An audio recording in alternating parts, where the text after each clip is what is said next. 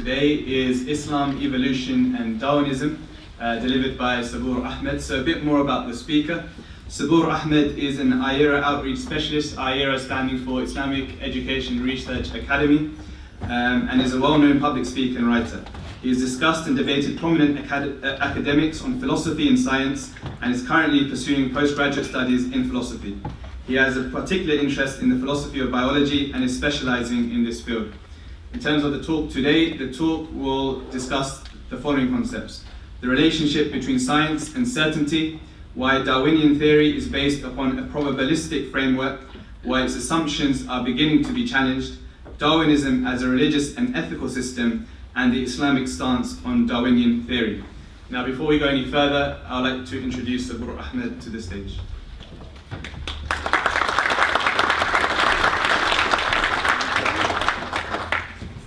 Assalamu alaikum, which means peace be upon you all. Am I supposed to be doing that?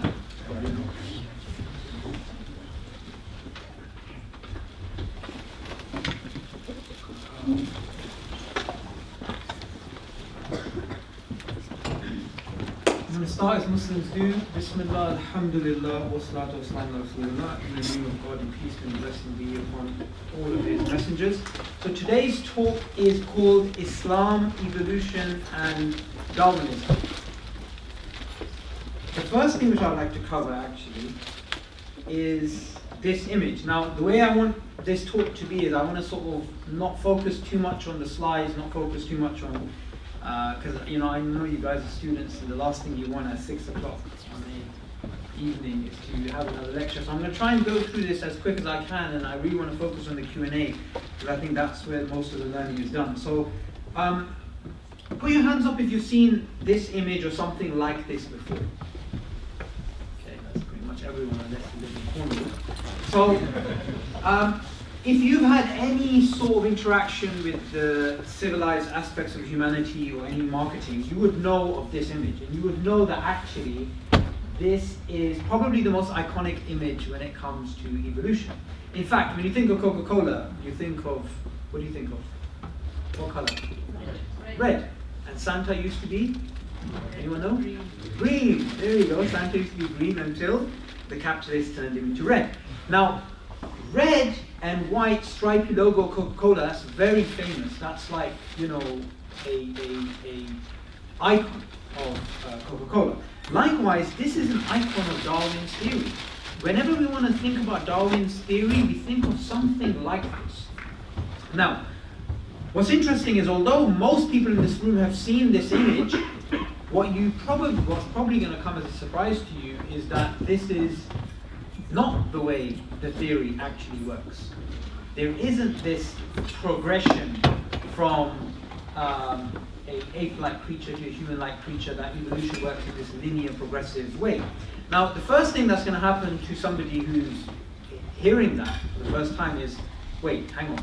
You're telling me all these marketeers with all those adverts to do with cars evolving and all the rest of these sort of images that we get, that they're actually using a false narrative on Darwin's theory?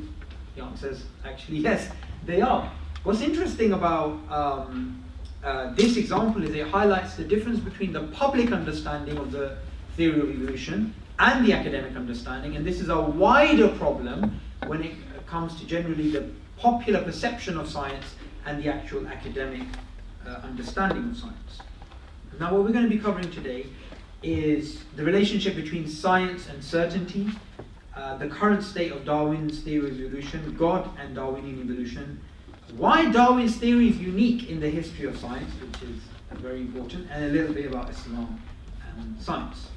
So first, whoever I'm going to be referring to today, these are not going to be creationists or intelligent design proponents. They're going to be mainstream secular academics, and I'm going to be referring to mainstream peer-reviewed journals. Now, before we talk about Darwin's theory is a product of science, so we need to talk about science. Now, anyone like to summarize what is science defined as? Imagine you didn't see this. Well, it's a little bit more complicated than this. Who wants to be brave? And yes? Testable and observable. Testable and observable, yes. What else? Apart from being tested, yes. Reproducible.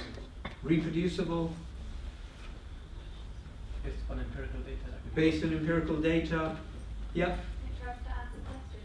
Tries to answer questions. Yep. Okay. Something else which is missing maybe. Make theories that can be falsified. Makes theories that can be falsified. Fantastic. So we've got a general idea of what science is. However, when you look at the philosophy of science, which is like a meta level, so you've got scientists who's like working away at and studying bacteria. The bacteria are the subjects that the scientist is trying to study. Now, if you imagine there's a philosopher in the corner there who's studying the scientist. So the scientist is the subject for the philosopher. That's the difference between the philosophy of science and science. Now, although this is a very popular idea of the way that science actually works, there's no clear consensus on what exactly science is. There's a whole problem about demarcation and whether observation comes first or hypothesis comes first and so on and so forth. But generally we have an idea of what we're speaking about. Okay, why is science amazing? Because it works.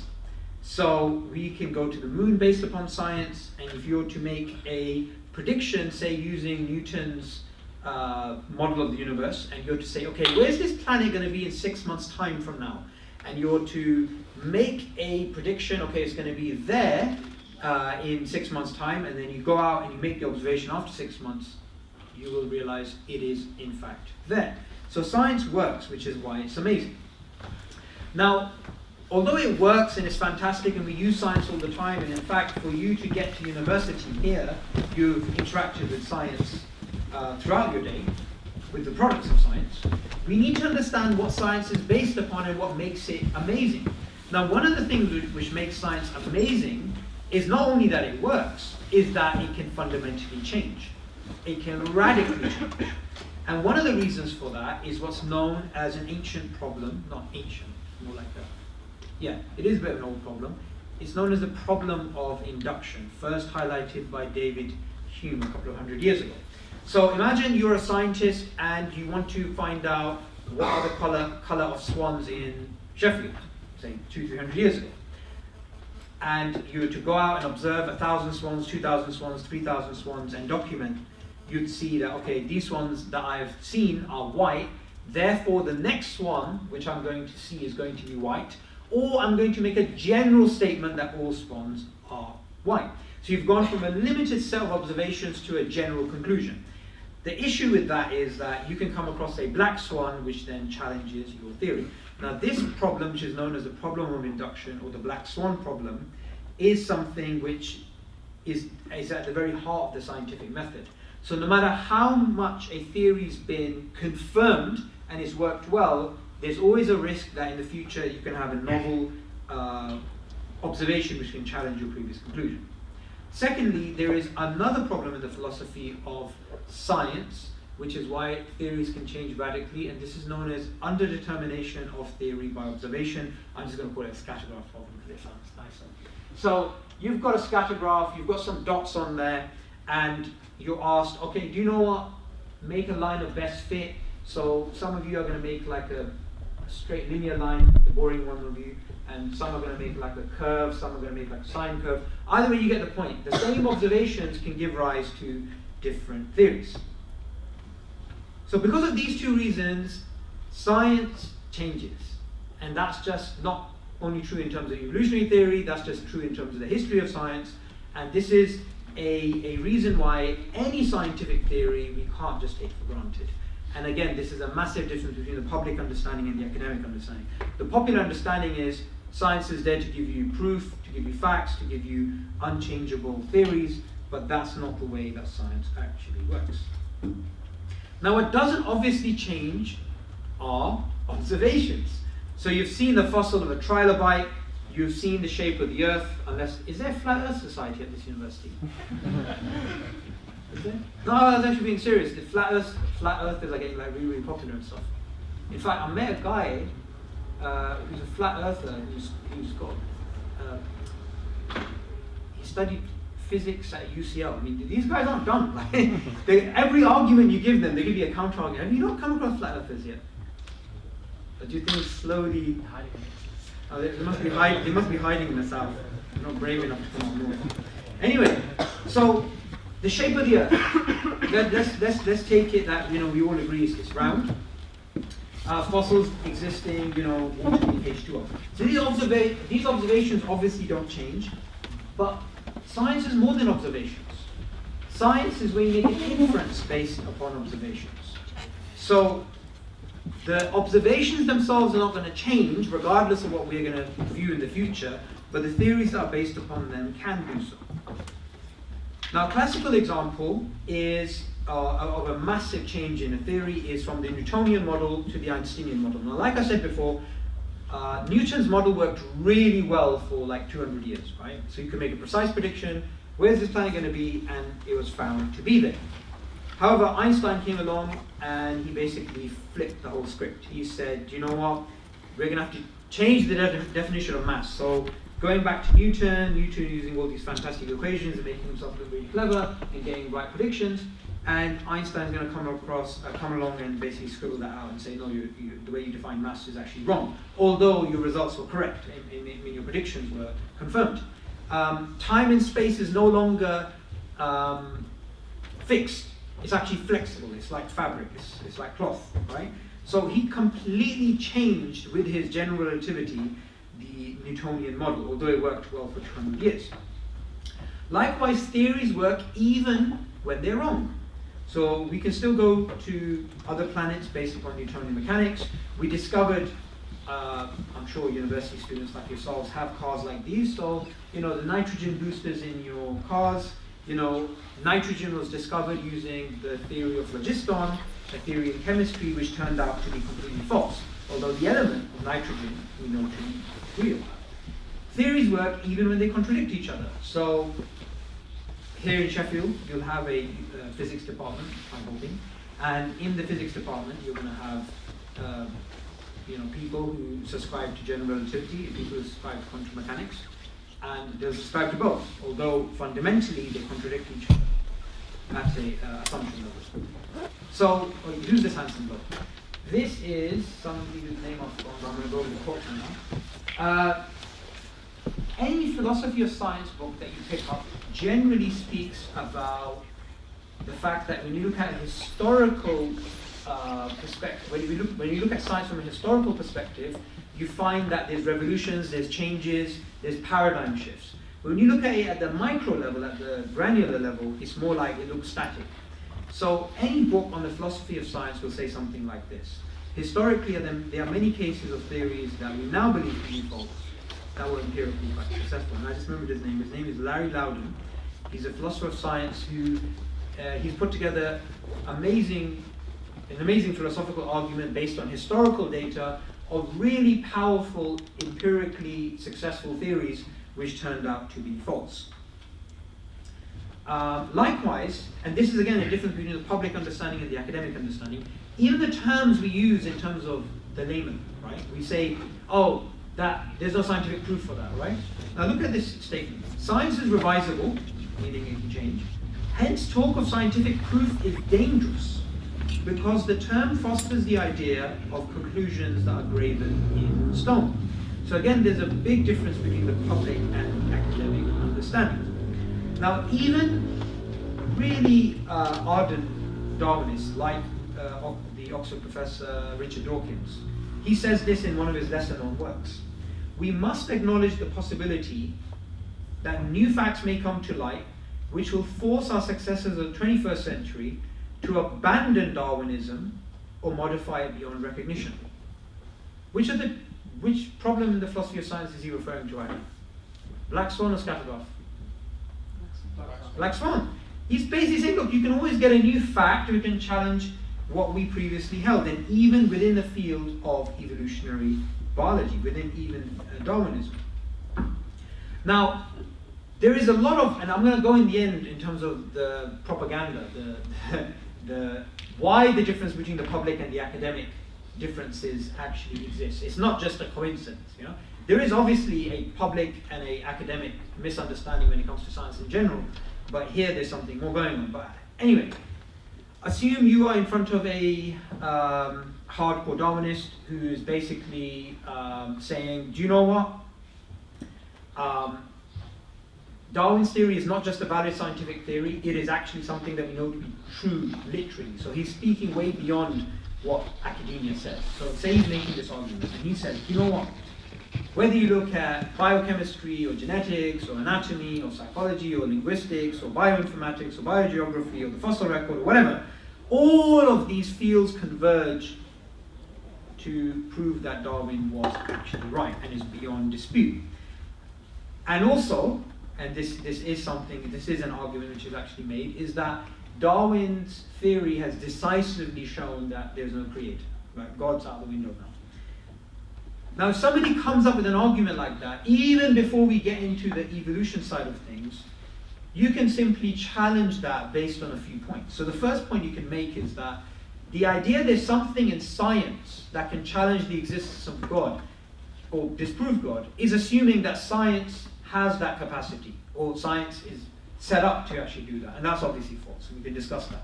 Secondly, that we have the black swan problem, that look, even though you believe a theory to be true, and even let's assume that this theory does challenge the existence of God, although we're saying that that's not the case, but let's assume it does. Even in that case, that can be challenged by the black swan problem, or the problem of the scattergraph problem. On top of that, another layer of problems is that Darwin's theory, as it's understood today, has these three components which are undeniable. So there's no evolutionary paleontologist, biologist, chemist, or whatever in the world that would deny these three aspects of Darwin's theory. The first aspect is that it's based on a probabilistic framework. The second is that it has assumptions, and some of these assumptions are challenged by other evolutionary biologists. And lastly, there are disputes still existing amongst its most fundamental core ideas.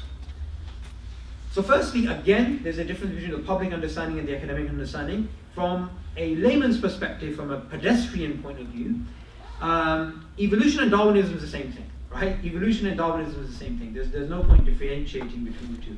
However, there is a difference. And the difference we get, even if we look at it from a historical point of view. So whenever people think of evolution, they think of Darwin. Or whenever Darwin's theory is being mentioned, they think of evolution. However, to divorce the two, let's begin off with this. Evolution's been written about, philosophized about, theorized about for at least 3,000 years of human history. Darwin only came along about 150 years ago. So clearly, evolution as a concept existed before Darwin.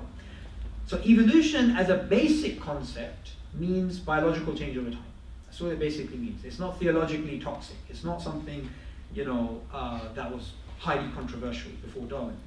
Darwin did something very different. Darwin came along and proposed two twin ideas. He gave a history of evolution and he gave a mechanism of evolution. The history of evolution he gave is that all of life on Earth converges back to a single point. And it branches out like this tree. So, human beings, apes, butterflies, grasshoppers, elephants, Lady Gagas, all of us go back to a common ancestor. That's the first history. And the mechanism by which this is done is natural selection. So he has these two ideas. Evolution simply means biological change over time. Because these two things get convoluted, when somebody says, okay, so why do we believe the tree of life is true? Or why do we believe that I have a common ancestor with, fish, whatever? The answer that's given is in terms of, well, bacteria mutate, or we've done this kettlebell moth experiment. So the answer is given in context of evolution, although the question is about Darwin's theory of evolution, Darwinism. And this is known as a fallacy of equivocation. So what's your name? Abdurrahman. So Abdurrahman, he keels over, starts to die. I'm like, oh my God, is there a doctor in the house? And the sister in the black hijab comes forward and says, I'm a doctor. I'm like, yeah, can you help him out? She's like, I've got a PhD in philosophy. I'm like, no, a doctor, a medical doctor, right? Can you see what's happening here? It's two different terms. A medical doctor and a PhD in philosophy, which is useless. I can say. No, because I'm studying philosophy. It's not useless. It depends how you define useless. You always defend yourself with studying philosophy. Okay. Now, probabilistic framework. Why is Darwin's theory based on a probabilistic framework? Here's a simple pedestrian view for why it is based on a probabilistic framework. War and Peace, a book I'm sure you've never heard of as university students. This is one of the, I think 70,000 words or whatever. It's a really, really big book. Not 70,000 words, I think 500,000 words, sorry, 500,000 words, right? So it's a really, really big book. And the analogy that's given in a scientific journal about working out the history of life is like having Leo Tolstoy's War and Peace book given to you, and only 13 randomly selected pages have writing, and all the rest of the pages are blank, and you're supposed to work out the history, or sorry, the rest of the story using those 13 pages. So you have those 13 pages, and I give the book to every single person here. I'm sure you're going to come up with contradictory stories and themes. And this is the analogy given of trying to work out the history of human evolution. Secondly, another issue is it's not just a scattergraph, it's a scattergraph on steroids, or in the context of university students, monkey dust. And the reason for this is that if you look at the history of life, 99, according to the National Science Foundation, 99.999% of life is unobserved. So we don't have fossils, we don't have the genetic data, we don't have the information for 99.999% of life on Earth. That life has expired, it's gone. So everything that we're doing today in terms of the phylogenetic history of life is based on an inference of 0.0001%. So it's a scattergraph on steroids. It is an incredibly difficult thing to do. And we're speaking about not something which happened 5,000 years ago or 10,000 years ago. We're speaking about the beginning of life, which is assumed to be around 4 billion years ago. So trying to work out the history of life and trying to work out a theory which tries to give a comprehensive explanation of this is always going to be incredibly difficult. Then there's also the problem that other evolutionary biologists, because they obviously aren't like evil people who are trying to get people to disbelieve in God and trying to get them to believe in the theory which literally rather than just being a valid scientific theory, they are going to raise questions eventually. So for example, one of the things that we hear a lot is, how did this trait evolve? How did the human bipedalism or human intelligence or human this or human that evolve? And there's always a story that's actually being told, well, what might have happened was, in terms of our ancestors, is this and that, and so there's always stories going on. Now, people like Richard Lewontin, he's an atheist evolutionary biologist from Harvard. Him and Stephen Jay Gould, about 40 years ago, they wrote this paper, The Spandrels of St. Marco and the Panglossian Paradigm, whatever, and they basically were saying, look, you can't just give a story in the past based on natural selection and say, okay, that's it, our job's done, right? Because if you look at a lot of documentaries, even if you go home tonight and you put in between playing Minecraft and Candy Crush and all the rest, you basically just go online and you put in some documentary on evolution. You're going to get, okay, so how did a human being evolve this? And you'll get a story. What they're saying is, look, you can't just give stories. You need to give some sort of data to back that up. You need to give some sort of falsifiable evidence for that. So far what's actually been given a lot of the times is what they call just so stories. Now just so stories, famously from Rudyard Kipling's book, how did the elephant get a long trunk? The alligator was trying to drag him into the water, and as it's resisting, it gets longer and longer and longer. So they're saying, look, these are just so stories. You can't just give a story, or how did this evolve? You give them a story. How did this evolve? Give them a story. In fact, you get a lot of these stories about traits. Why are certain people more violent than others? And then you get, this whole evolutionary storytelling. So what biologists like Richard Lewontin, Stephen Jay Gould, and others are saying is you can't just do that. You need to give way more than just stories. And there's also a very simplistic, naive understanding of Darwin's theory, which is given to the public, and generally people just accept that at face value. They don't really question it. So one of the things is, look, hey, look at that thing, hey, look at that thing, they look similar, therefore they have a common ancestor. It's a very crude narrative which is actually put out there. However, even a surface level reading of the biological data, you realize that's not the case at all. So for example, you have the wing of a bat and the wing of a bird. You could take that simplistic pedestrian view and say, hey, common ancestry. that shape is due, the ability to fly is due to common ancestry, but then you realize actually no, that's not the case. That's a similarity not due to common ancestry, which is known as homoplasy. Not only do we have these similarities not due to common ancestry at a physical level, we also have them at a genetic level in terms of the echolocation for a whale and echolocation for a bat. This type of similarities not due to common ancestry are well known, and they're spread throughout the tree of life. Likewise, when it comes down to us, Homo sapiens, is again a very simplistic view. You know, you sometimes get, oh, you know, these monkeys, right? They're getting together and they're battering this other monkey, and then they show another video of it, like a bunch of chavs beating up another chav up north, right? Not north, whatever. And it's like, oh my God, look, it's so bloody similar, right? But look, again, it's a very pedestrian view. It's a very layman's perspective, right? It's not actually right. If you look at the biological life forms that exist around us, the closest thing to the human beings are not chimpanzees, sociologically. The closest things to human beings in terms of social behavior are ants. Ants live in mega colonies of millions. Chimpanzees don't do that. Ants have economies, they have trade, they have funerals, they have large-scale warfare, they also have battlefield medicine supply, they also have farming, and they also domesticate other species. I mean, if you were to compare human beings and chimpanzees and human beings and ants, it's well known and understood and written about that ants are much sociologically closer. And when you look at, say, speech, we're much closer to songbirds than we are to chimpanzees, and in terms of intelligence, we're much more closer to crows. So it's a very simplistic idea. Hey, look, that looks similar. Hey, that looks similar. Therefore, they have a common ancestor. There's a lot more to it.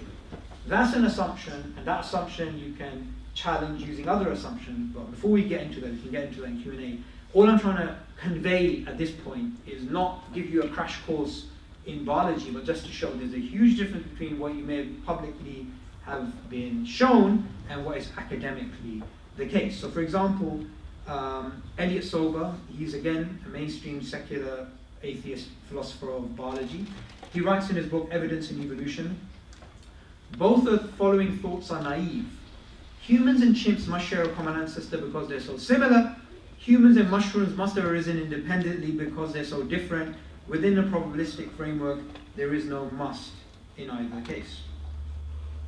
And there's a whole bunch of assumptions when it comes to a theory. So it's not just like, hey, we got this theory, it's crystal clear, we know exactly what happened, and you know, anybody that challenges it, they don't know what they're actually doing. There are a bunch of assumptions involved. On top of that, there are alternative mechanisms to Darwin's theory of evolution. Evolution by natural genetic engineering, neo-Lamarckian evolution, and Lamarck, for those of you who may have studied biology, you would remember existed some 50 years before Darwin, and he had his own history of life, which was different to a tree of life. He had his own mechanism, which is different to natural selection, and that idea was supposedly falsified with Darwin, but later on, people like Eva Jablonka and others, they came forward and said, hey, look, what Lamarck was coming up with is quite interesting. So what's quite interesting about Lamarck's ideas is that he's basically saying you can inherit changes, epigenetic changes from your parents, basically, essentially, right? So one of the examples that's given is something to do with, World War II, the Nazis, they had this village somewhere that was surrounded, and they started to starve the people, and the people that, the parents that went through that starvation period, when they had children, they were affected by that, and it was an epigenetic change rather than a genetic change. Long story short, this type of evolution is an alternative mechanism to Darwin. And lastly, what's known as Mendelian mutationism or neo-mutationism or mutation-driven evolution, which is proposed by Masatoshi Nai. You also have projects like the third way of evolution, in which you have evolutionary biologists who don't believe academia provides them with that oxygen to be able to express their views, and they believe there's a third way of evolution. They don't believe in intelligent design or creationism. They don't believe in Darwin's theory. So they believe in a third way of evolution, and they're not challenging the tree of life, they're challenging the mechanism of evolution. And you have people here from, China, North America, Europe, Harvard, Princeton. You can imagine people from all across the world. Now here's where we start to get into what's actually going on here with Darwin's theory, right? So there's nothing wrong with accepting Darwin's theory as a valid scientific theory, right? No one's challenging that. That's a valid scientific theory. What we're challenging here is that it's true, literally. Because something being valid scientifically doesn't mean it's true. And that's, again, a public misconception. Now, what we need to realize is that if we start off with the idea that there's no God, we just start off with the idea that there's no God, then it's logically necessary for something like the Darwinian history of life to be true. Okay? Let me repeat that again. As a thought experiment, if there's no God, if there's no creative force, then something like a naturalistic beginning of life on Earth, which is resembling Darwinism in its history, is bound to be true before you even look at the evidence. It's just logically necessary, right? Now, if that's the case, and if someone doesn't believe in God, and then they go and do biology, obviously the lens that they're coming in with is going to affect the way that they look at the data. And there's a conflation between two types of naturalism, right? Naturalism is the idea we can explain everything naturalistically. There's two types of naturalism. The first is methodological naturalism. Methodological naturalism is, look, when we as scientists are looking out for natural explanations of the world, we're not going to invoke anything supernatural, and that's just an assumption that they work with. Another type of naturalism is philosophical naturalism, which says there is no God, there is nothing else but nature. Now, these two types, you being a methodological naturalist doesn't entail you being a philosophical naturalist. However, if you are a philosophical naturalist, you are going to be a methodological naturalist. And this is where the heart of the confusion lies. Because Darwin's theory does not disprove the existence of God, and we're going to get into that more in the Q&A. However, if there is no God, then Darwin's theory or something like it has to be true by necessity. It's not a two-way street. Okay. A good way that we can summarize naturalism is the way that Richard Lewington, who I mentioned earlier, explains it. We are forced by our a priori adherence to material causes to create an apparatus of investigation, a set of concepts that produce material explanations, no matter how counterintuitive, no matter how mystifying to the uninitiated. Moreover, that materialism is an absolute, for we cannot allow a divine foot in the door. So, whatever we look at, we have to give it a naturalistic explanation in terms of science. And I can accept that and I don't think anybody should have a problem with accepting that as a working model within science.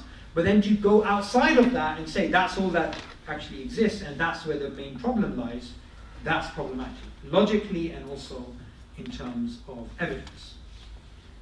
Another way that we can think about it is the way that Professor Gareth Nelson explains it. We've got to have some ancestors, meaning human beings. We'll pick those. Why? Because we know they have to be there and these are the best candidates. That's by and large the way this works, and I'm not exaggerating. So what he's basically saying here is, look, human beings by necessity have to have non-human ancestors. They just have to. Why? Because you can't just say human beings appeared in the history of life without being linked to something else, from a naturalistic point of view. So what you have to do in that case is just go with these candidates, whoever they are. And that's why what you'll find is within the fossil record is that, for example, they'll say, okay, these are Homo sapiens, and going back, this is Homo erectus, this is Homo naledi, this is Denisovans, whatever. And every couple of years, there's like a musical chairs going on, right? Why? Because it's true by necessity, so one order of the pattern or another has to be true. Now, in terms of the public understanding and the academic understanding, is it just a mere coincidence that there is such a big difference between the public understanding and the academic understanding. And this is the slide where I basically make the argument that no, it's not. This is not a pure coincidence. It's not due to, you know, human beings just generally having some miscommunication and people genuinely trying to convey information and others misunderstanding them. This is, I believe, a case of deliberate misinformation. So let's start off with the handsome guy with the eyebrows which seem to be trying to escape his face. Julian Huxley, right? So Julian Huxley is a very important figure in the history of science. He's a very important figure of the last 100 years in terms of evolutionary biology. He is, you can guess by his name, the grandson of T.H. Huxley, who was known as Darwin's bulldog. And Julian was an atheist philosopher, an evolutionary biologist, and he was absolutely clear about what he believed. He believed that there was no God, and it was his duty and the duty of others like him in the field to tell people and to convey to people and to evangelize to them that Darwin's theory is right and God doesn't exist. And he, in fact, is the most explicit proponent of what he himself calls a religion. Now, in 1927, which is a long time ago, not nearly 100 years, he wrote a book called Religion Without Revelation. Religion without revelation. Now, automatically you can start to think, okay, how does that make any sense? What religions generally they claim revelation. So they say, you know, it's from God. So religion without revelation. So in his book, what he's arguing for is that humanity has been intoxicated by religions in the past, and we must intoxicate them with a new religion, which is a religion without revelation. And this religion, he argues, is evolutionary humanism. And he said evolutionary humanism is a man-made religion, but is a religion nonetheless, and what we must do is we must propagate this to the world. What's interesting about Julian Huxley is he isn't just some random evolutionary biologist who happens to have these crazy ideas and then he, you know, tries to influence people. If that was the case, he shouldn't really be there. But he's a very important person, because apart from being an atheist philosopher and an evolutionary biologist, he was a man in a very high position with a lot of political influence. He was the founding president of UNESCO, the United Nations Educational, Scientific and Cultural Organization. That's a very powerful position to propagate the idea that he wants to propagate, that there is no God and that, you know, religion should be replaced by evolutionary humanism. You could call it liberal humanism, whatever, right? But it's the same point. And he is clear in his agenda, and the UNESCO, as we know, has a direct influence even today in terms of the schooling systems across the world. Now, on the bottom right, we have Michael Ruse. Michael Ruse is again, mainstream atheist academic. He recently published a book, which was published by Oxford University, called Darwinism as Religion. And it's not like some ploy to sell the book. He actually meant it, Darwinism as religion. And in this book, he makes a very powerful argument. He basically says, look, there's one aspect of Darwin's theory that's a valid scientific theory, right? No one's denying that, and he's not denying that. However, there is another aspect in which it is more than just a theory, it is an ideology, it is a secular religious religion. Secular religious perspective, that's what he calls it.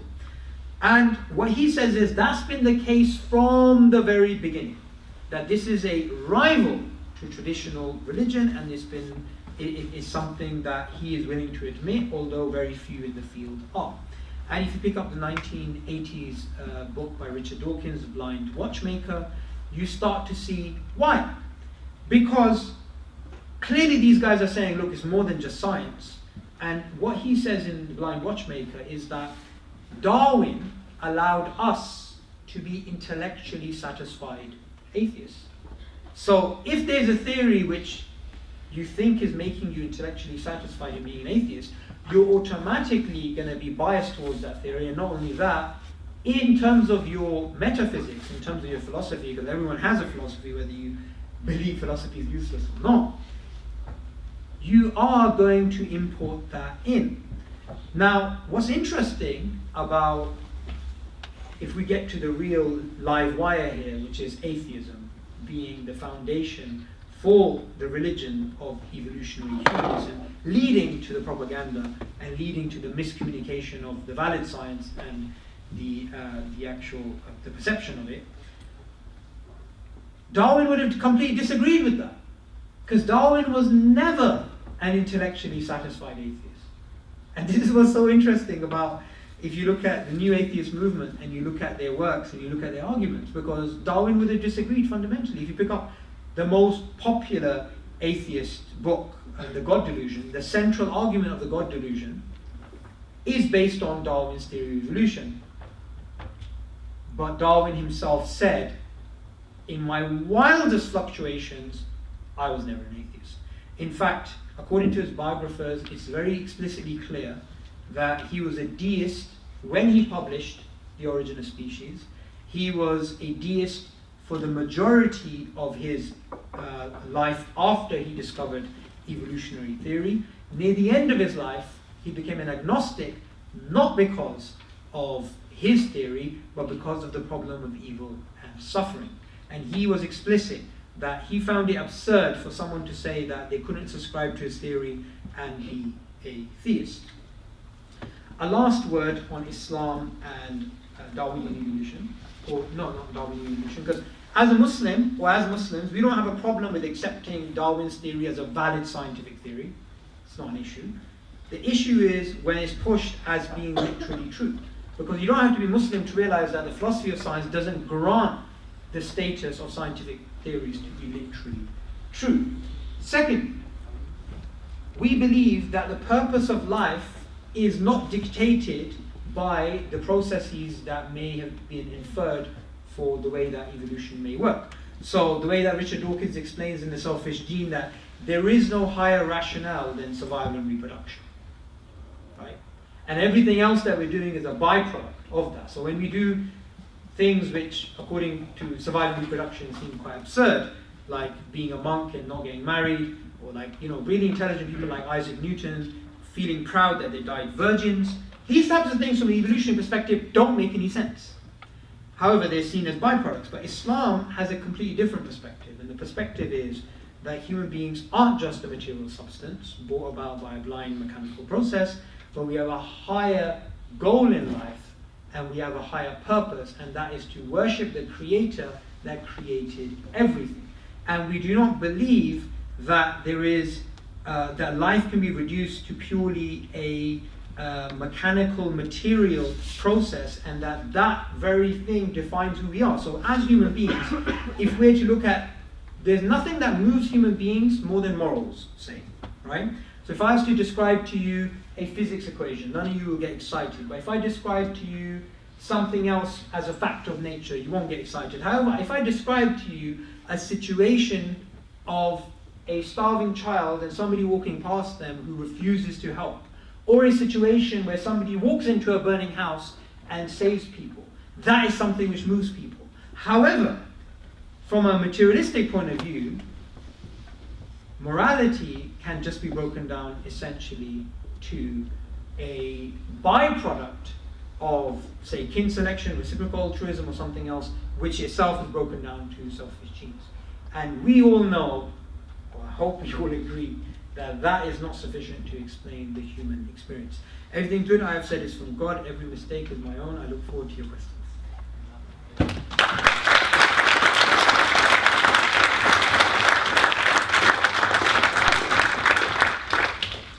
Okay. You can raise your hand or you can talk. I'm easy either way.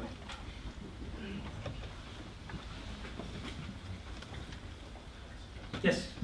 Am I right in saying that Muslims believe that Allah was omnibenevolent, omnipotent, and omniscient? And if so, why would he create creatures which are not fully evolved? So it's clear that evolution has happened, and why would Allah not create the most evolved form of a human and create anything less than that? And secondly, I think I'm right in saying that Muslims believe that humans come from Allah created a man and woman, and from that all humans come, essentially. So who existed before that? Like, we know evolution is a thing. So before those, that man and woman that Allah created, what was before that? Okay. So firstly, your first question was about why would Allah make something which is less than evolved? And what I would say is that, going back to this slide, the idea of highly evolved, lesser evolved, and again it presupposes that progression view is actually incorrect. So for the assumption that something is evolving towards a goal, so therefore it's lesser evolved or more evolved, that assumes there's a goal of evolution. But that idea that there is a goal that we're headed towards is actually not correct. That's not the way that actually works. So that's the first point. The second point was about what was before. Now, the thing is that when it comes to the creation of man, or the creation of the universe, or the creation of these types of things, God says in the Quran, I didn't make you witnesses to your creation or to the creation of the heavens and the earth. So we can say very little about the creation and how everything began. We, as Muslims, we don't say, for example, you have some, and this is a very small minority of Christians, it's not all of them, it's a minority up in, across the pond, right? And they're the ones who would say things like, look, human beings and dinosaurs, they existed at the same time, or this species, or no two species can have a common ancestry, whatever. So as Muslims, we have a lot of unknowns in terms of creation. So we wouldn't make statements like, okay, human beings and dinosaurs could not exist at the same time, or this thing or that thing can definitely not have a common ancestor, all the rest. What we do say is that, on the minimum, all human beings alive today have a common ancestor which goes back to an ancestral couple. And therefore all human beings are part of one species, although there's 27 different ways of defining species, but they're part of one family, right? Now, before human beings, there may have been other things which existed. That's a possibility Islamic. It doesn't contradict Islam. So they could have been like Homo naledi, something like that, or Homo erectus, or Denisovans, or whatever. So there's a lot of unclarity. It's not clear. We as Muslims can't say, okay, this is what definitely happened. There are things we can be clear about. For example, all human beings today coming back to an ancestral couple. But other than that, a lot of other things, we can't make those sweeping general statements. It's actually quite difficult to do that. And when people do that, when you ask them for evidence, it's quite difficult for them to provide that evidence. And what we realize is they just basically made an inference most of the time. Yes? Just a question regarding the picture on the screen. Perhaps a lot of people have this question, but we know that Darwinian evolution, as you said, the mechanism was natural selection. So it's more of a survival of the fittest. If you've got the best genes, then pass them on to the next generation, and the ones who fail to possess these ones die out. So that creates, it's like capitalism. But my question is as follows: is that what does Darwinian evolution, or evolution in general, say to, for example, the three in the middle? Because now there are monkeys and there are humans. But why is it that there are monkeys and not these ones in the middle, if these progressing creatures are supposed to be better than the prior generation? So look, again we go back to the question of progression. Yeah, better. This is a big discussion in the biological community, and there's a big misconception about, okay, there is one sense in which, okay, things exist today, so they must be better in some sense to the things that don't exist. But this thing about, okay, so clearly the one human-like creature at the end that's more evolved than the others, and some people have said things like well, if human beings evolved from monkeys, then why do monkeys exist? But that would be a misunderstanding, because the theory doesn't say human beings evolved from monkeys. It says human beings and chimpanzees and other primates, going back, they have a common ancestor. And the supposed split, which is some 6-7 million years ago, in between that and now, if you imagine, we would need millions of transitional fossils, right? But fossilization is very rare. It's like lightning hitting an area. So getting into this sort of discussion, you automatically start to unravel some of the assumptions which are made, which assumptions are based upon the public understanding of Darwin's theory. What I like to focus on more is why we're even discussing this, and why, for example, aren't like 50 people or 100 people here coming over and listening to a talk about string theory and atheism, right? Why are we speaking about Darwin's theory and atheism? So the crux of the issue is not even these biological nuances or these discussions about progression and fossils and all the rest. The crux of the issue is really about the existence of God and whether this theory disproves God. Everything else is, if you like, the side dish. And I think that's how I would summarize what I'm trying to convey. Yes. So in terms of the nature of science, we know that it has to heavily rely on induction. From your own study of this field, would it be fair to say that Darwinism is the best explanation within science for human existence, or are there other evolutionary theories that have a greater weight? Okay, that's a good question. So the first point is that science, apart from the thing which I've discussed, is, and actually no, I did mention it briefly, was methodological naturalism is also part of that. So based on methodological naturalism, if we were to infer theories and were to look at theories in the context of science, what we need to understand is that science functions, although it's not meant to, more like a democratic system. So if you were to ask who is the Prime Minister of the UK, you'd say Theresa May. You wouldn't say who is best suited to be the Prime Minister of the UK. I'm not saying she's not. Just saying that's just the truth, the fact that she is the Prime Minister of the UK. Likewise, in science, if someone says, what is the best theory? I mean, there's many different ways you can cut the onion, but I would just say the best theory in any field is what's the most popular, because that's just the way that science works, right? So from that definition, we would say Darwinism. Darwinism is the prevalent idea, the prevalent paradigm, and what I'm trying to convey is prevalent paradigms don't translate to truth, regardless whether they're evolutionary biology or something else. Because I think some Muslims have difficulty in even accepting Darwin's theory as being science. And I think that's just not rational, because you can't defend that. And there isn't a need to make that argument, but I think it's just kind of like an overreaction, saying, and I've heard this before, where some people are like, look, let's not even accept it as a theory, and let's propose something like intelligent design, right, as a rival. Now, I've spoken out against intelligent design because I believe that methodological naturalism doesn't allow that. Fair enough. I mean, Scott Todd, he's an evolutionary biologist, and he summarizes it really well. He says, if all of the data points to an intelligent designer, such a hypothesis is not accepted in science because it's not naturalistic. And I agree with him. Because in science, you can only accept things according to the paradigm of methodological naturalism. Yes? Assalamu alaikum. Jazakallah khair for this talk. And I appreciate that the main critic, I understand, is the instrumentalization of Darwinism, of the theory, how it was instrumentalized politically for whatever reason. So what is your thought on theist evolution? Theistic evolution. Well, the thing is, theistic evolution means many different things, right?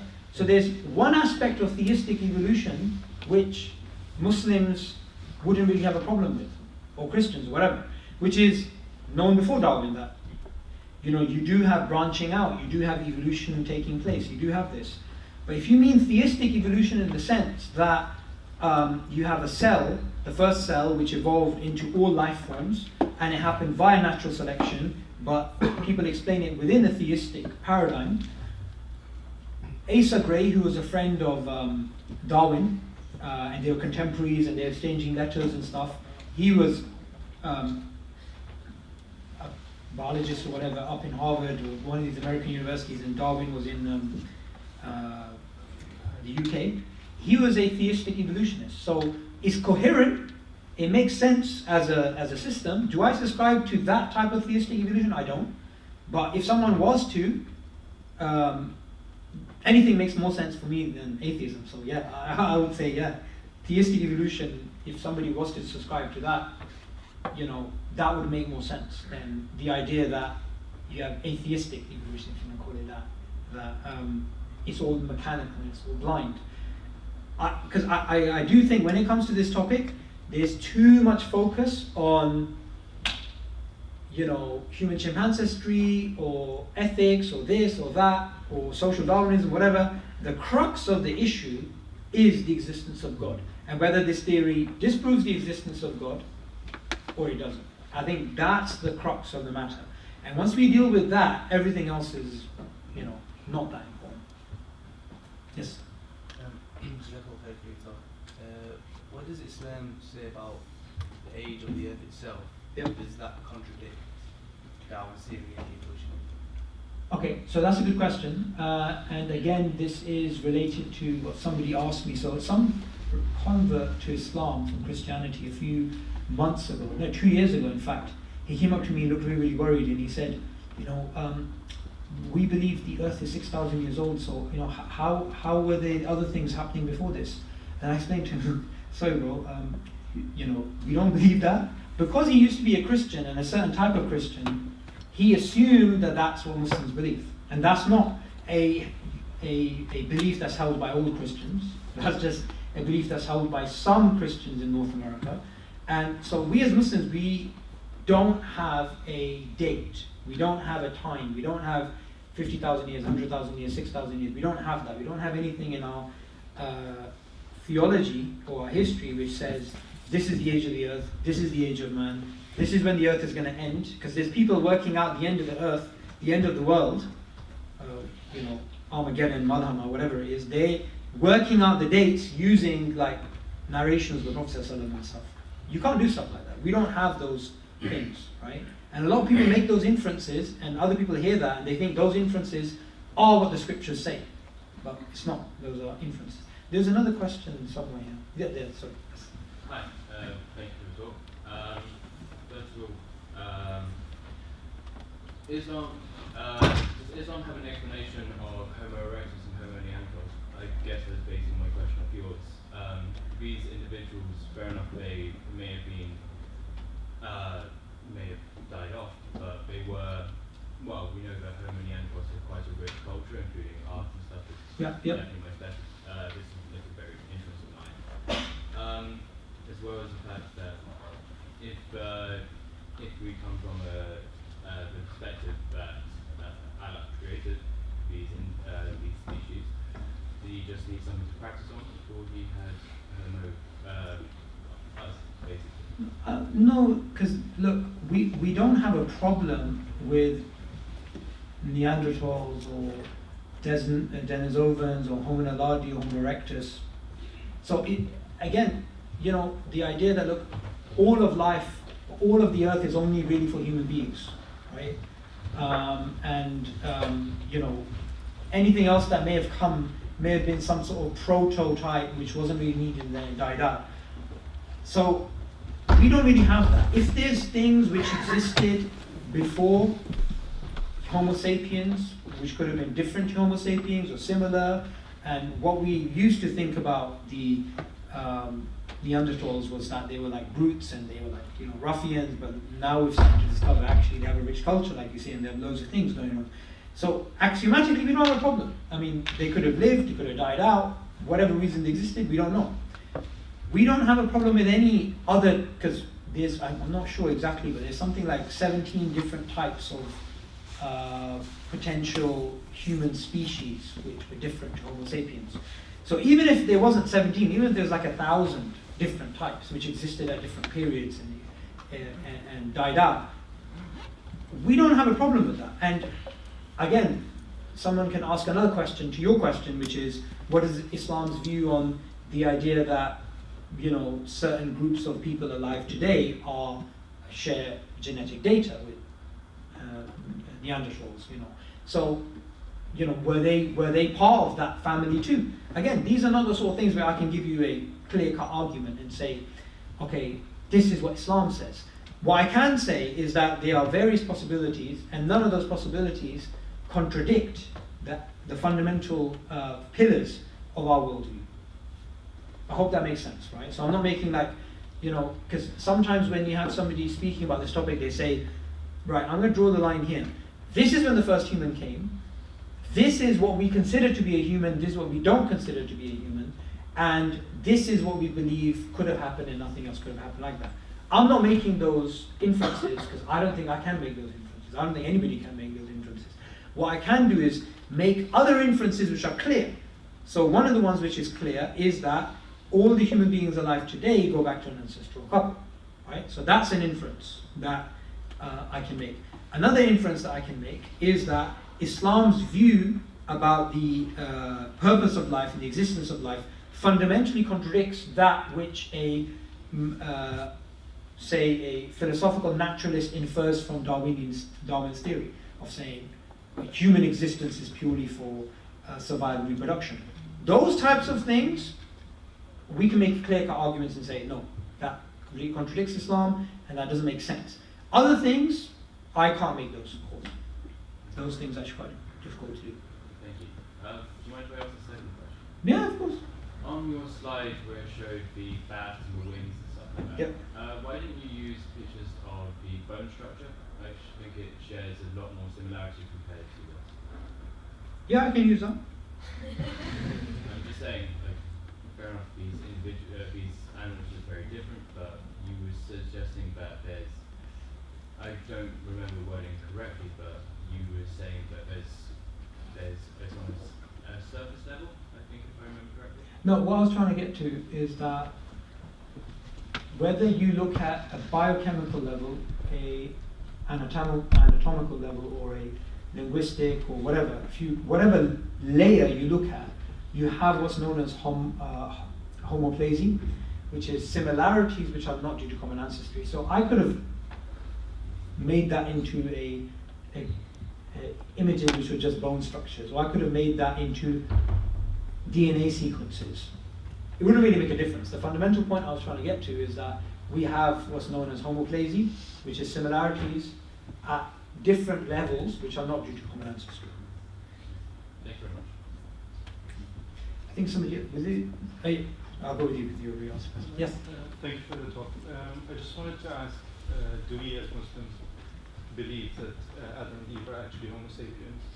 That they could have been Neanderthals, that then from their ancestors come, their offsprings have become Homo sapiens. We don't know for sure that humans were fully evolved as they were created at the start. And I think I wanted to put in from someone who asked the question. Okay, let me answer that first, then we'll...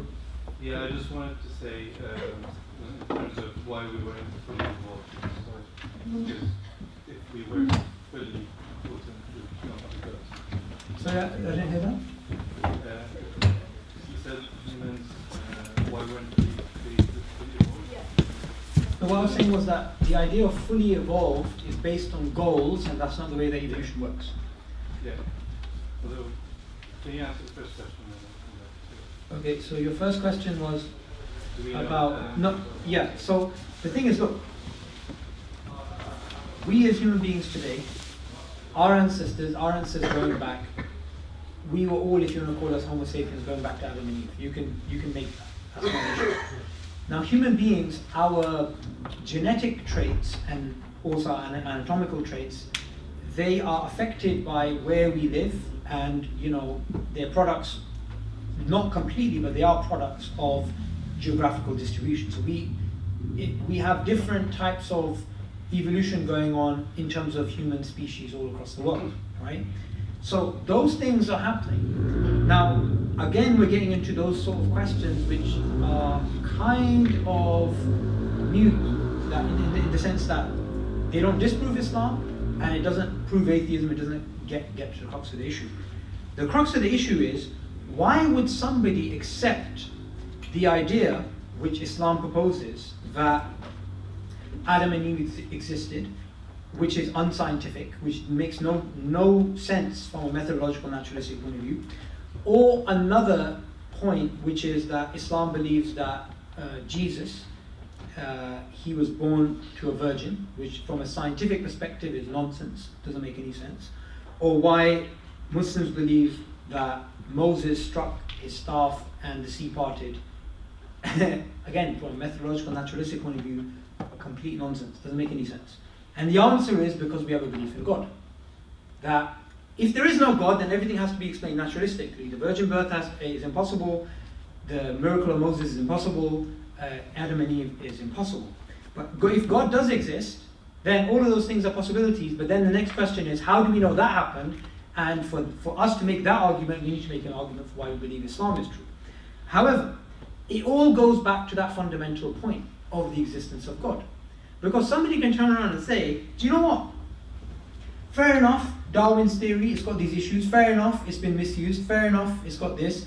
But from a methodological, naturalistic point of view, isn't it the best example? Isn't it true that the Islamic narrative has no scientific basis in the sense that it doesn't fit in methodological naturalism? I'll say yes. Isn't it true that Darwin's mechanism does? Say yes. Okay, so somebody will say, why would you choose one over the other? So I'd make 2 points here. The first point I'd make is there's a false dichotomy, because no one is saying in the scientific community that Darwin's theory is absolutely true and is literally true. So it's a false thing to pit religion versus science. But on a second level, there is a question that they're asking which is different to the first one. And their question is, well, why would you still accept religious miracles as opposed to taking naturalistic understandings of every type of phenomenon, right? And that's where the question really gets down to, well, do you believe in God or not? Because if you believe in God, then those types of things are possible. If you don't, then there has to be a naturalistic understanding. Therefore, when you really get to the crux of the issue, when it comes to Darwinism and Islam, it's not got to do with biology. It's got to do with your first principles, whether you begin off with the existence of God or you deny the existence of God. And that dictates the lenses by which you look at the rest of the data. Yeah, I understand what you're saying, but I'm more focused about the origin of us as humans. And I think someone else has said about theistic evolution. Yep. Said you do not accept this as a concept. I still don't understand why both science and Islamic can coexist. Again, for someone to say that they can't coexist assumes that there's a contradiction. Yeah? Now, the contradiction is not that there's something in Islam and there's something in science and they contradict. That's another separate discussion.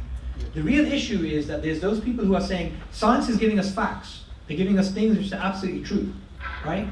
And then religion's making these claims, right? So therefore, they're both going to contradict each other. What I'm doing here is I'm saying the ones who are making this claim, they're giving you a popular understanding of science, which is not the academic understanding. Because even if you do not believe in God, the idea that these scientific theories, which are pushed out as facts, you can challenge those using just the philosophy of science. You don't even have to have a religious conviction to say, look, we're not going to accept this theory to be literally true. Right? We just accept it to be a working model. The false dichotomy is that the narrative which is given is, look, science has given us facts and religion has given us fiction, so therefore we should choose facts and fictions. And I'm challenging, I'm not answering the question. It's like someone asks you, when did you stop being your wife? Yeah? No matter which way you answer it, you're done for. So you can't answer the question, you have to challenge the question. So that's what I'm doing here. When there's a science, but science is against Islam, right? Someone says, why would you choose fictitious religion over factual science? I'm not going to answer the question, I'm going to challenge the question first. And I think this is very important because fundamentally I believe there's different levels of misunderstandings between the public and the academic side of things. So for example, science is seen as a process or a methodology which would lead people away from God. right? However, historically, it's the other way around. Because the modern scientific method, which doesn't go back to Galileo or Newton, it actually goes back to Hassan ibn Haytham 1,000 years ago, who was a Quranic scholar. The very scientific methodology that he devised, which we use up to this day, which was very different to the proto-science that the Greeks were doing before him, he said, I am doing science because I want to become closer to God. Because he saw that science was trying to discover the how, and he was trying, and Islam gives you the why. These are two different things which don't contradict each other, the how and the why. So the fundamental issues here are not fundamentally to do with dates or times or how you define Homo sapiens or how you do this. It's fundamentally to do with whether we believe in God or not, or and how that paints the way that we look at the rest of the data. Because it's about lenses. If you have blue lenses on, you're just going to see blue. If you have red lenses on, you're just going to see red. But if you take them off, you're going to see all different types of things. I guess what I was trying to get at was we can't still use science as the how to explain what happened during this, with what we really understand. So I think We can use it as an attempt yeah. of how. But remember that how isn't written in stone. Yeah. Yes. So Karl Popper, in his book Logical Scientific Discovery, he said that the demarcation between science and pseudoscience is falsification. So what's interesting with what you said is that Darwinism is a valid theory within the scientific framework. So what is the method by which it allows for falsification? Okay, so that's a really good question. The issue with that is that falsification, which was a very popular view in science, in philosophy of science, has now been superseded. So now, although even in a popular level we do speak about falsification, the view that's held by philosophers in general now is scientific holism, which is that scientific theories have to make sense within a sort of system. Even if something's technically falsified, it doesn't mean it's wrong. That's the new view that they have. So even if I was to answer the question, it'd be kind of redundant, because there are ways that you can always change your assumption and resurrect a dead theory. So as an example, if we were living in a Popperian time, when Popper's view was popular, that's right, we would say Darwin was very clear in The Origin of Species that gradualism is a fundamental assumption of his theory. In fact, T.H. Huxley tried to persuade him to take out gradualism, and he said, no, my theory is not going to work without gradualism. So he made it clear gradualism is an assumption in my theory. Gradualism has largely been admitted that this is false, in the way that, we have punctuated equilibrium. We have we don't have the story that we believed in terms of steady and slow evolution. However, someone can turn around and say, well, therefore Darwin's wrong, therefore we can throw it out. That might have been possible in Popper's time, but now because we believe in scientific holism, we can replace the assumption of gradualism, which Darwin had, with another assumption of, say, punctuated equilibrium or whatever. So you can technically resurrect dead theories even if there's direct falsifiable evidence that you've discovered. Yes? But isn't then the problem that you have scientific holism, that the lines become very blurry, that there is no science or pseudoscience, that it's just... Yeah, the demarcation problem is a huge problem. It's not been resolved. And this is a big, big issue, you're right. And this is very problematic. Yes? I was going to point out, you did mention it briefly, that we're here talking about Islam and Darwinism, but not Islam and Einsteinism, or quantum theory, which also got its own problem, the interpretation problem and so forth from Schrödinger and so forth. But does it can you expand on that, why this is a thing? Is it because talking about human precisely, and the other is just talking about atoms and fundamental matters? So that's fundamentally because if I was to, say, meet a Christian or a Jew or a Muslim, and I was an atheist, and I challenged their Genesis story, right, there would be a defensive mechanism automatically, right? It's the same thing. So if you flip the script, from an atheistic perspective, this is the Genesis story, from a materialistic point of view.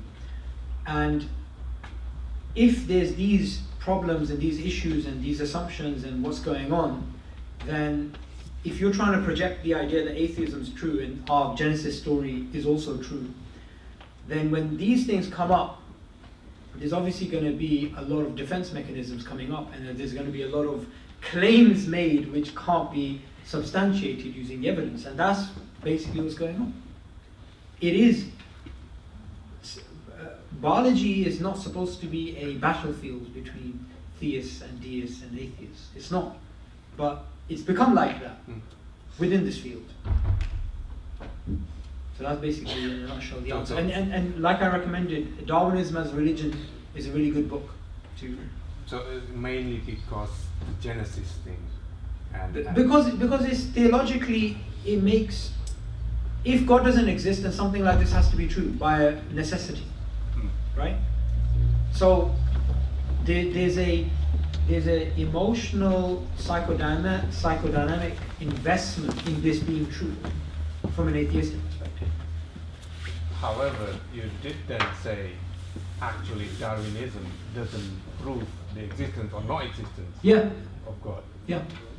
And see, that's the point which I really want to emphasize. So if I had 1 minute to give a presentation on Darwin's theory, the only slide I would bring up is,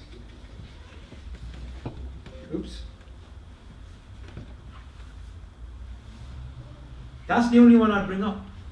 And I would summarize to say, this is what Julian Huxley says, this is what Richard Dawkins says, this is what Michael Roos says, and Darwin would have completely disagreed that his theory disproves the existence of God. Everything else for me is fodder. Everything else for me is just not that important. Because that's why we're discussing this topic.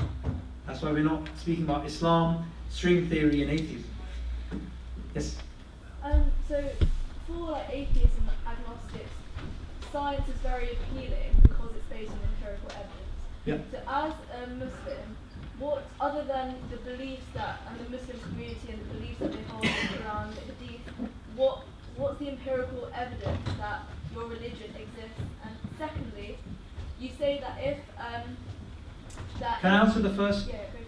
Thank you. So the first point is that there isn't an issue with accepting empirical data, whether you're a theist or an atheist. What's more likely to lead somebody to become an atheist is if they turn away from purely a scientific appreciation to something which is more like scientism. And I think that's where the issue is. So science, valuing science and the contributions of science and using science, that's not an issue when it comes to Islam, because Muslims are the ones who came up with the scientific method, so that's not a problem. The issue is scientism, and scientism is the idea that, one, science is the primary way of knowing the world, and two, that scientific conclusions are seen as being true literally. Now, the second one we dealt with in the lecture. The first one we didn't deal with, but we can deal with that whether we commit to a religion or we don't commit to a religion. Science is not the only way of gaining knowledge about the world. Science is not the yardstick by which we measure truth, we discover truth. So this is where we have to break down the difference between scientism and science. Now, I've heard people myself say, I believe in science. And it's supposed to be almost a subtle way of saying I'm an atheist. And they say, I believe in science. But the problem is that what they've done is they've taken science and they've made it into a worldview. Now, if we say, look, I'm only going to believe in things which are scientific, what you have to do is, you have to look at that claim, because science is based upon mathematics and logic. Mathematics and logic cannot be proven scientifically, but science is based upon them. So if someone says, I believe in science, well, you can't prove mathematics and logic. What's your name? Shruti. Shruti, right? So if I was to bring you up here and in front of the class, and I was to bring some sort of machine, and it's a belief machine, and it brings up all of your beliefs on this board, right? Your beliefs which are deemed rational. You believe Madagascar exists, you believe you had a great grandmother, you believe feeding orphans is good, and we took out your beliefs, and your beliefs were there. 99% of your beliefs could not be scientifically verified. They could not. So you believe in Madagascar existing, right? That's based on testimony, right? It's not scientific data. You've heard of Madagascar, you've seen people who say they're from Madagascar. You haven't been there yourself, it's not empirical data. Your belief in feeding orphans. That belief from a purely scientific point of view, if I was to take a microscope, telescope, whatever, and if you're to look at a situation in which you would infer some moral imperative, we gotta help that person, scientifically, there's nothing there. Science has nothing to say about the existence of morals, right? Now, if we were to do that with your brain, 99% of the beliefs that you hold to be rational and dear are not scientifically verified, then that gives you an idea that it's not just, science is not the only way of getting to truth, right? Now, we as Muslims, and you don't have to be a Muslim to realize this, there's a whole bunch of ways that human beings can arrive at truth. Science is one. Science is an attempt that you can try and reach out. There's reason, there's introspection. A lot of the moral imperatives or moral feelings that we have, there is no scientific basis for them at all. So when you break down these things, there's many different ways of knowing. There is one difference if we're to make a list between someone who's agnostic and an atheist and someone who's a Muslim. And they're to list down the things of how they gain knowledge. Testimony, empiricism, reason, logic, maths, whatever, introspection. There's only one difference between the two. And that difference is, as Muslims, we do believe in something known as the fitrah. The fitrah is a natural state that a human being is born in. A natural state. And this natural state is awoken, and this is the natural state that has spiritual experiences. Apart from that, both lists would be identical, but we would have that extra component. But other than that, I believe anybody who uses their mind and tries to reason will realize a purely scientism type of perspective on knowledge doesn't hold. But then, doesn't make sense. Why? Okay, fine. If all Muslims have that introspection like that, or they're born with this idea. No, we believe all human beings are, not only Muslims. We believe all human beings. No, Muslims admit that this thing exists. Right, but then why, within the Muslim community, is there so much conflicting? Like, do they have so many conflicting morals? Like, one Muslim will believe one thing, and another Muslim will believe another, but they're both practicing Muslims. Yeah. So where does that disparity come from? So the thing is, as Muslims, we would have a moral code, a moral imperative, but within that you can have a scope for differences, right? So we do have this even in the world today. You may have two people who, even from an atheistic perspective, they both subscribe to consequentialism as a thing, but they can have differences within that. So we can have differences too. So if you have differences within that, how do you know what's the truth? They can both be true. So then there's not one truth, there's multiple truths. No. Look, here's the Islamic dynamic on this, right? When you have a judge, and a judge makes a decision which happens to be based on a moral imperative, but it happens to be wrong, or it happens to be not the most just. As Muslims, we believe that that person is upon the truth and they're rewarded for that. But if he makes another decision, but this time he's right, and he's also, he's used all of his capacity to come to the right decision, he will get double the reward for that. So we don't believe truth is plural or truth is relative or all the rest, but we believe human beings do what they can according to their capacity. So you have people who, they base their lives on, say, helping orphans, and you have other people who base their lives on trying to help widows. Now we don't say it's one way or the other way. Human beings are built in different ways, right? And it's just like, I'm trying to remember a verse of the Quran, but the meaning of that verse of the Quran is everyone works according to the way that they've been. I can't remember that word. Yes. What's the translation of that? Everybody works his way. In his way. Every person works in like their unique way, right? So that's how I'll answer that. And sorry, just really quickly. Yeah. If you say that if like science doesn't exist, if God doesn't exist, then it's necessary to believe in science. And No, not necessary to believe in science. Necessary to believe in something like in something like Darwinism. Darwinism, right? Yeah. And you say that like science is based on maths and logic. We don't understand that fully, and like we don't have any like empirical evidence for the answers to logic and maths and whatever. Why can it not just be that we just don't have the answers? Does that have to then lead to God? Like, why can it just be Yeah, that? no, you're absolutely right. You're absolutely right. You can't make the jump from, well, we don't know, therefore God. I agree with that. But that's not something I believe in. So we can't prove mathematics using empiricism ever. Doesn't even make any sense, right? And even the statement, science is the only way of looking at the world, we can't even prove that statement scientifically. You're absolutely right that if somebody used to say, look, there's all this confusion, we're not really sure about this, so might as well turn to religion or God. That doesn't make any sense. But I wouldn't make that argument. I would make a separate argument, right?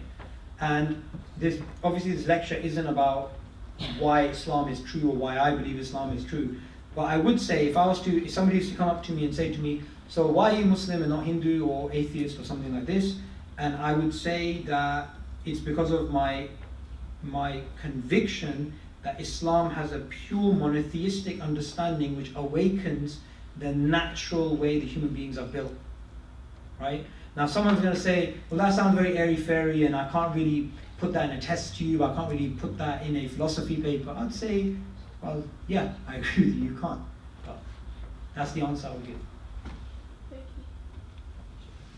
Yes? I'll ask you about Darwinism. How do they look at topics like beauty and patterns and variety in animals? Why are not like with one type of way or one color or one something like that? Well, there's two different things here. The first thing is that the environment's different. So you're going to have different colors, different shapes, different forms. Or the patterns and symmetry. Same. You'd have different things, right? But in terms of beauty, aesthetics, and these types of things, fundamentally, and this is why the atheist worldview for me doesn't make any sense. Fundamentally, love, hate, passion, morals, civilization, ethics, all of these things you essentially break down to a byproduct of the selfish need. And that for me makes no sense. Right? You can come up to me and say to me, all the biologists are in agreement that human morality can be broken down to chemicals and all these types of things and a byproduct of a survival mechanism. I'll say that's bullcrap. Right? No, I don't accept that. So for me, there are things that we a priori, even before looking at evidence, know whether this thing makes sense or not. Someone can give you a naturalistic explanation, but that explanation is not really giving you an explanation, it's explaining it away. So when you have, say, Darwinists who say, we've worked out morality, here's a history of how it works, right? We first were selfish, and then we needed to be good to our kin, and then over time natural selection made us forget that we were supposed to be good to our kin and gave us a shortcut, which is be good to those around you, and eventually you have this moral circle which increased, Peter Singer, with the expanding moral circle, right? I would say that's total crap. That's not explaining morality. That's explaining morality away. That's reducing is reducing it to something absurd, right? So we as human beings don't have to be held hostage to a purely materialistic, scientific, reductive understanding. And that's just something which generally isn't challenged, but it should be challenged. The idea that human beings can be broken down and analyzed and everything has to be explained scientifically. That doesn't make any sense. Yes? Just wanted to make something clear, like if I understood it well, because I do biology and I think I can say that the only thing biologists can all agree on is that we just try to understand things. Yes. Like